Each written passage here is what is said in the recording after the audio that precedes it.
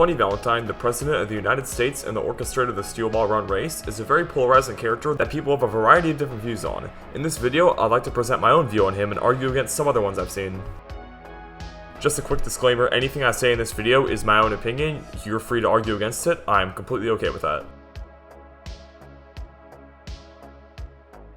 My personal view, and probably the most popular, is that Funny Valentine is the bad guy, but there's a lot of disagreement and contention on this point. What I've noticed is that a lot of people do think he's the good guy of the story, or that he's not truly evil, and Araki's purposeful choices while writing contribute to the misunderstanding and ambiguity of the morals of this character. Now before we look at why people think he is a hero or a forgivable villain, let's talk about why he's evil.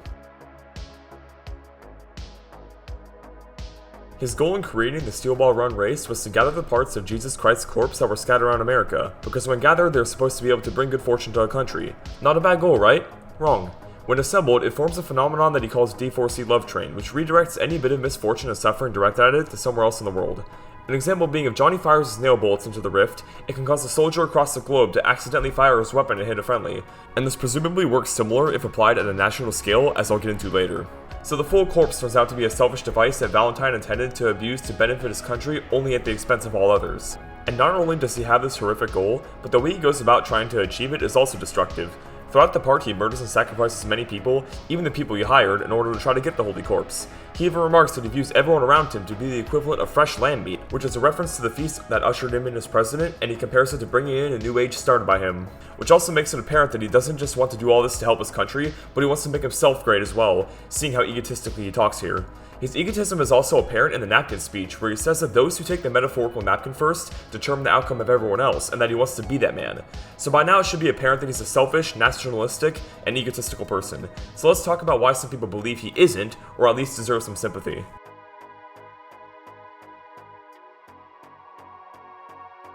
Now in this part of the video, I'm going to take a look at the writing of Funny Valentine and how it contributes to a lot of people viewing him as not completely evil.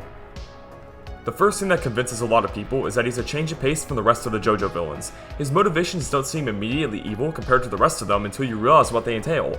Until the true power of the corpse is revealed, it seems like he's just a rather selfless guy who wants the best for his country, but as the part goes on, it becomes increasingly apparent that he isn't what he seems. But if you compare him to the other villains, he appears to be on the more moral end of the spectrum. Another reason a lot of people are likely convinced that Valentine is evil is that he himself seems convinced that he's doing the right thing. He talks in such a grandiose way that it's hard not to at least consider what he's saying, and when what he's saying is a super idealized and passionate speech about how he wants to raise America up, it's rather hard not to sympathize. He just seems like he wants to do what a president does. Another genius bit of writing from Araki was giving Funny Valentine such a tragic backstory. Basically, when he was a child, he found out his father died as a prisoner of war while resisting intense torture in order to protect his fellow troops and country. This instilled patriotism in the young Valentine as one of the most important traits a man can have.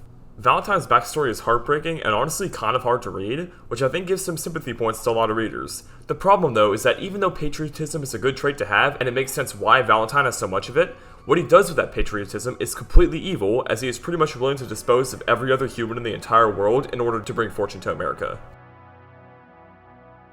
I've also seen the argument made that Valentine didn't quite know what the corpse parts would do when combined, but the flaw in this line of thinking is that when it became apparent that the corpse was able to drive away misfortune to other parts of the world and bring fortune closer, he was still completely willing to abuse his power at the expense of other people. Also, even if the corpse didn't function this way at a national scale, if he was to get it into the vault under his own ownership, it would most likely work in a similar way because, according to Valentine himself, fortune and misfortune exist in an equilibrium, so the corpse logically can't attract fortune without driving misfortune somewhere else. So it would most likely work in a similar way to D4C Love Train, and Valentine is aware of this.